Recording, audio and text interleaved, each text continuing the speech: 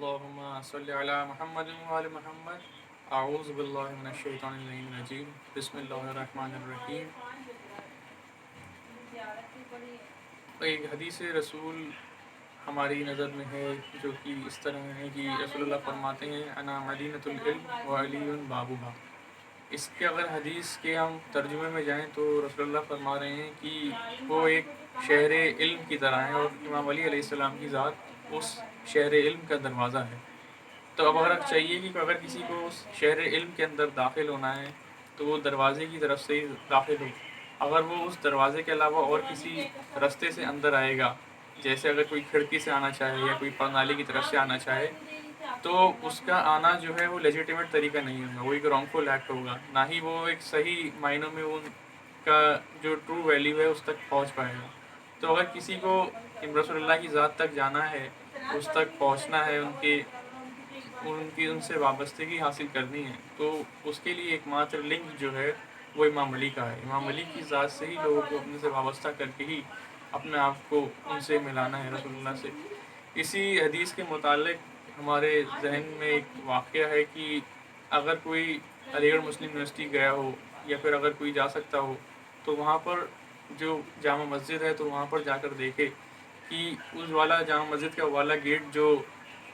سر سید hall north کا طرف جو کھلتا ہے والا گیٹ، اگر اس سے کوئی انٹر کرے گا، اس سے داخل ہوگا،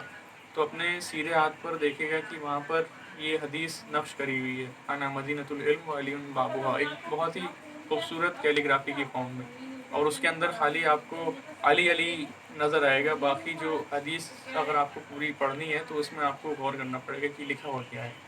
تو اسی چیز نے میرے ذہن کے اوپر ایک چوٹ کری کہ اس کا حدیث کا یہاں پہ لکھا ہونا ریلیونس کیا ہے، ایک ایجوکیشنل انسٹیٹیوشن کے اندر اس کا ویلیو کیا ہے. تو پھر جب اس پہ اور غور کیا تو پھر اللہ نے توفیق دی کہ ہم نہج البلاغہ کا پھر میں نے مطالعہ کرا.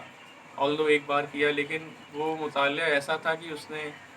آنکھ کان کے جو بند، دماغ کے جو بند دروازے تھے ان کو کھول دیا. امام علی کی فضائلوں کی اگر ہم بات کریں تو اس کے لیے جلدیں کم پڑ جائیں گی، لیکن وہ فضائل کو جو ہے ہم پوری طرح اس میں درج نہیں کر پائیں گے. ان کے جو بیانات ہیں ان کے فضائل کے متعلق وہ بہت زیادہ کثیر تعداد میں موجود ہیں حدیثوں میں جو رسول اللہ نے فرمائی ہیں، اور قرآن بھی ان کے فضائلوں کا ایک اعلان کرتا ہوا آپ کو سامنے ایک زندہ معجزہ ہے. تو امام علی کی فضائل کے متعلق ہی رسول اللہ نے ایک حدیث میں فرمایا ہے کہ اس میں وہ فرماتے ہیں کہ اگر دنیا جہان کے جتنے بھی دریا ہیں ان کو ایک سیاہی کی طرح اور جو دنیا جہان کے درخت ہیں وہ ایک قلم کی طرح ہو جائیں اور سب جن و انس مل کر بھی امام علی کے فضائل لکھیں، تب بھی وہ ان کے فضائلوں کو نہیں لکھ پائیں گے. اور اسی میں ایک علامہ اربلی کا ہمیں علامہ اربلی کوٹ کرتے ہیں رسول اللہ کی ایک حدیث کہ وہ کیا لکھتے ہیں، عملی میں انہوں نے عملی میں کتاب لکھی ہے، تو اس میں رسول اللہ فرماتے ہیں کہ امام علی کے فضائلوں کو خالی خدا جانتا ہے، اس کے علاوہ کوئی اور نہیں جانتا کہ ان کی انتہا کیا ہے ان کے فضائلوں کی. تو ہم یہ دیکھیے کہ یہ ہستی جو ہے کتنی فضیلت کی منزلوں میں کتنی اوپر ہے اور کتنی بالاتر ہے.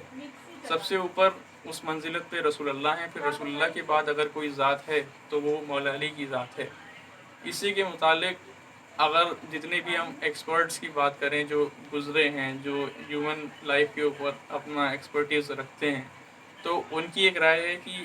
دو کوالٹیز ہیں، ایک بہادری کی، شجاعت کی، اور ایک علم کے متعلق جو اونچائی کی اور منزلت کی. تو یہ جو دو کوالٹیز ہیں یہ آپس میں ایک طرح کا ساتھ میں نہیں رہ سکتے. کوئی آدمی تو بہت زیادہ شجاع ترین ہو سکتا ہے لیکن وہ ساتھ ہی ساتھ آپ کا علم کے میدان میں آگے نہیں ہو سکتا. جیسے اگر ہم آئنسٹائن کی بات کریں تو آئنسٹائن ایک جینیس آدمی ہو سکتا ہے لیکن وہ ایک ایتھلیٹ نہیں ہو سکتا، یا کوئی زیادہ فزیکل کام نہیں کر سکتے ویسے جن میں نہ ان کے لیے ان کا نام ہے. جیسے اگر دوسری طرف دیکھیں تو محمد علی ہیں، یا وہ ایران کے اگر ہم دیکھیں تو اس میں جو بہت بڑے پہلوان ہمارے اس میں ہیں نظر میں، تو یہ جو لوگ ہیں تو یہ اپنے ان میدان میں ہی لمیٹڈ ہیں، یہ علم کے میدان میں نہیں آ سکتے. تو ہمیں خالی صرف مولا علی کی ذات نظر آتی ہے جس میں وہ آپ کو دونوں میدانوں میں ٹاپ پر دکھائی دے گی. انہوں نے شجاعت کے معاملات میں اگر ہم دیکھیں تو ایک سے ایک جنگ ہمارے سامنے ہے، جس میں انہوں نے پورے شانہ بہ شانہ کھڑے ہو کر رسول اللہ کے ساتھ ان کا ساتھ دیا جنگ کے میدان میں، چاہے وہ جمل ہو، جنگ جمل ہو، جنگ خیبر ہو، جنگ بدر، جنگ احد۔ جنگ احد میں جب سب ساتھ چھوڑ گئے تب رسول اللہ کا انہوں نے دفاع کیا، اور جنگ خیبر میں جب سب مایوس ہو گئے تو امام علی ہی فتح کا پرچم بلند کر کے آئے اور در خیبر اکھاڑ دیا۔ اور علم کی اگر ہم بات کریں، علم منزلت کی، تو اس میں امام علی کا مقام ایسا ہے کہ امام علی صرف علم سے واقف نہیں تھے بلکہ اس کے ایکسپرٹ تھے، اس کے اوپر آپ سے ڈیبیٹ کر سکتے تھے، اس پہ ڈسکشن کر سکتے تھے۔ امام علی نے اپنے صحابی سے فرمایا کہ میری جو پسلیاں ہیں ان کے بیچ میں ایک علم کا سمندر امڑ رہا ہے، جوش مار رہا ہے، کسی کو چاہیے کہ وہ اس جوش مارتے سمندر سے فیضیاب ہو، اپنی سے پیاس بجھائے علم کی۔ اور امام علی سے ایک حدیث میں ملتی ہے کہ امام علی فرماتے ہیں کہ اگر کوئی چاہے تو اہل توریت ہو ایک جگہ، اور اہل زبور ہو، اہل انجیل ہو، اہل قرآن کو، تو ان کو ان سب کی قرآن سے، ان سب کی قرآن سے، ان کی توریت سے، ان کی انجیل سے، ان کی زبور سے، ان کو ایک جگہ بٹھا کے ان سے ان کے مسئلے ان کو دریافت کر سکتے ہیں یا ان کو بتا سکتے ہیں انہی کی کتابوں سے۔ تو جو کوئی بات اس طرح کمانڈ سے کہہ رہا ہے اور سلونی کا کوئی دعویٰ کر رہا ہے کہ، تو وہ ظاہر کرتا ہے کہ انسان جو ہے، یہ شخص جو ہے علم کی منزلت میں کہاں ہوگا۔ اور اگر ہم، اور نہ صرف دینی جو ہمارے جو ہسٹورین گزرے ہیں، اس کے علاوہ اور جو گریٹ تھنکرز ہیں اور جتنے بھی لوگ ہیں، چاہے وہ یورپین اس کے ہوں، انہوں نے بھی امام علی کی تاریخ میں قصیدے لکھ دیے ہیں۔ اگر ہم ایک کتاب کی بات کریں، مقالات علی، جس کو ولیم پول نے ٹرانسلیٹ کیا انگلش میں، تو انہوں نے لکھا ہے کہ کیسے امام علی کے خلافت کے دوران ایڈمنسٹریٹو میجرز لیے گئے اور انہوں نے پہلے کے خلفاؤں کو مدد کری گئی، اور وہ سب ہمارے سامنے ہیں کہ کیسے کیسے انہوں نے تینوں خلفاؤں کی کیسے مدد کری ہے ان کے کام میں اور ان کی مشکل حل کرنے میں، ان کو اپنی ایڈوائس کے طور پہ، اور اپنے طور میں بھی انہوں نے کیا خدمات انجام دی ہیں۔ اور اگر انہوں نے، ولیم پول آگے یہ بھی لکھتے ہیں کہ جتنا علم کا اور اس فیلڈ میں ایجوکیشن سے ریلیٹڈ اور علم سے متعلق جو ہسٹری اور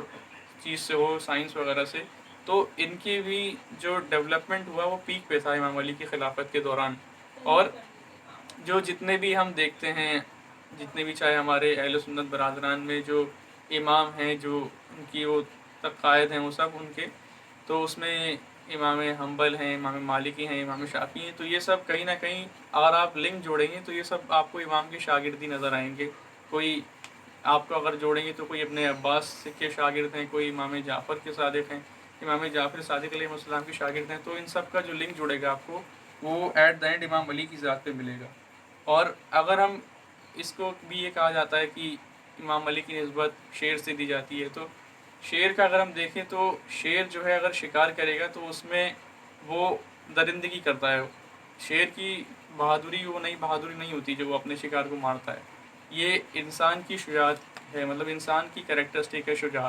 شجاعت کا یوز کر کے انسان جو ہے اوروں کے لیے اپنے بھلائی کا کام کرتا ہے۔ شیر جو ہے وہ درندگی کرتا ہے، اگر ایسے انسان کسی اور انسان کے ساتھ کرے تو وہ شجاعت نہیں، وہ ایک امورل کام ہوگا جو ایکسیپٹیبل نہیں ہے۔ اس کے علاوہ اگر ہم غور کریں امام کی لائف میں کہ کیسے کیسے امام نے اپنے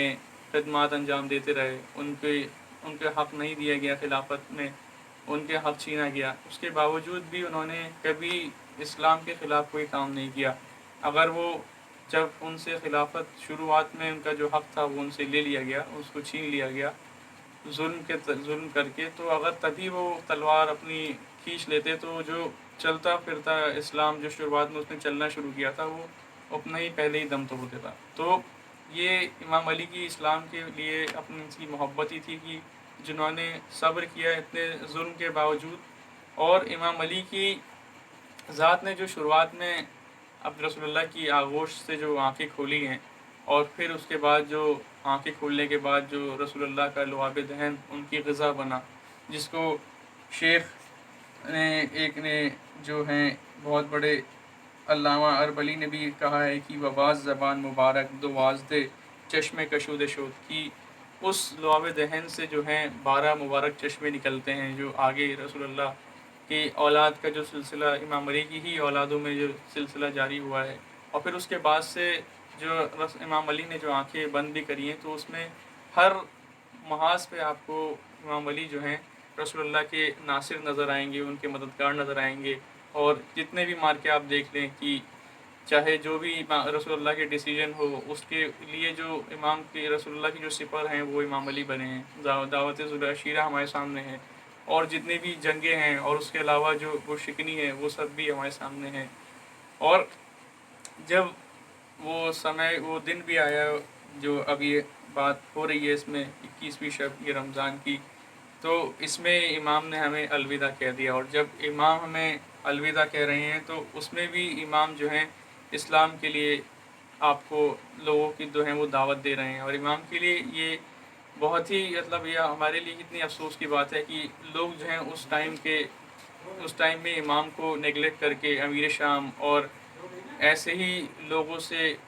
جو ہیں جتنے بھی ہمارے آس ہوں، چاہے امیر شام ہوں، امام کو چھوڑ کے لوگ ان کی طرف چلے گئے، ان کی بات سن رہے ہیں. اور یہی ہمیں جو فرقہ ہے امام کا کہ امام نے جو لفظ بولے کہ فوزت برب الکعبہ، تو یہ اسی کی جو ہے یہ مہر ہے کہ امام جو ہے ایک مسرت اس کے اندر نظر آ رہی ہے، اور ایک وہ خوشی نظر آ رہی ہے ایک طرح سے کہ امام کہہ رہے ہیں کہ اتنے پروپوگنڈا کے بعد جو امیر شام کے آپ نظر میں ہے کہ کس طرح کے انہوں نے پروپوگنڈا کی، اس کے بعد بھی امام کی جو امیج ہے وہ ایک دم ان سب جو گندگی پروپوگنڈا کی ان سے نکھر کے آئی ہے، اور آج بھی وہ فضیلت کی منزلوں پر قائم ہے. تو یہ سب ہمارے پیش نظر ہے، اور امام نے جو اپنی جو وصیتیں کری ہیں تو وہ بھی ہمیں اپنے پیش نظر رکھنی ہے کہ کیا امام فرما رہے ہیں. امام نے کہا کہ اپنے آپس میں جو بھائی چارہ ہے وہ ہم محبت اور آپس میں محبت سے رہیں اور بھائی چارہ مینٹین کر رکھیں. امام جو ہیں یتیموں کے لیے ایک باپ تھے، تو ہمیں بھی یتیموں کا خیال رکھنا ہے، یتیموں کا حق نہیں لینا. ان کے لیے ایک باپ اگر باپ نہیں بن سکتے تو ان کا کم سے کم ایک بہت بہترین طریقے سے خیال رکھ سکتے ہیں. تو اگر ہم علی کے شیعہ اپنے آپ کو کہتے ہیں تو ہمارے لیے ضروری ہے کہ ان کی جو وصیتیں ہیں اس کو اپنے ذہن میں رکھیں، اور ان کی جو خدمات انجام ہیں، ان کا جو مشن ہے اس کو آگے لے کے چلیں، اور ایک علویت ماحول جو عدل عدالت کا، انصاف کا، جس کے اندر سب کی بات سنی جائے. اور امام علی نے بھی فرمایا کہ اگر کوئی تمہارے مذہب کا ہے تو وہ تمہارا بھائی ہے، اگر وہ مذہب میں نہیں ہے تمہارے تب بھی وہ تمہارے ہمسایہ ہے، تمہیں اس کا خیال رکھنا ہے. تو امام نے تو اپنے دشمن تک کا خیال رکھا، تو ہمیں ان کی ہی تعلیمات پر عمل کرتے ہوئے ان کے علوی جو صفات ہیں اپنے اندر اتارتے ہوئے ایک سچا شیعہ بننا ہے. امید کرتے ہیں کہ اس کے جو آج بہت غمزدہ تاریخ ہے، اس سے ہم یہ عزم لیں کہ ہم امام کے جو نقش قدم پر چلیں گے اور اپنے اندر ایک علوی کیریکٹر بلڈ کریں گے. شکریہ والسلام.